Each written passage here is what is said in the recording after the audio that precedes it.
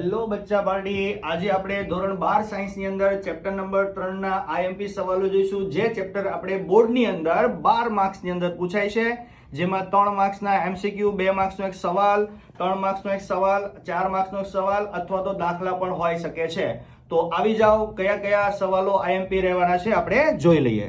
Clear? પહેલો જે સવાલ જે રહેવાનો છે, ઓહમનો નિયમ લખો અને સમજાવો 2 માર્ક્સ ની અંદર.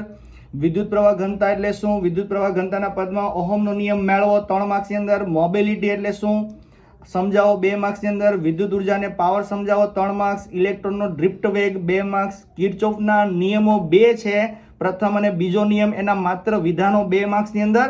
ડ્રિફ્ટ વેગ અને વિદ્યુત પ્રવાહ ઘનતા વચ્ચેનો સંબંધ 2 માર્ક્સ. ઓહમના નિયમની મર્યાદા 3 માર્ક્સ.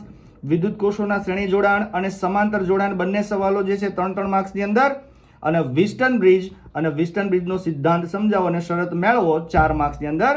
ઉદાહરણના દાખલાની અંદર આપણને નંબર આપેલા છે, એ ફરજિયાત કરી લેવા. સ્વાધ્યાયના દાખલાની અંદર આપણને આ બધા નંબર આપેલા છે, એ પણ આપણે કરી લેવા. ઓકે, તો આટલા ક્વેશ્ચન કરી નાખો તો આપણા 12 માંથી 12 માર્ક્સ પાક્કા આવી જશે.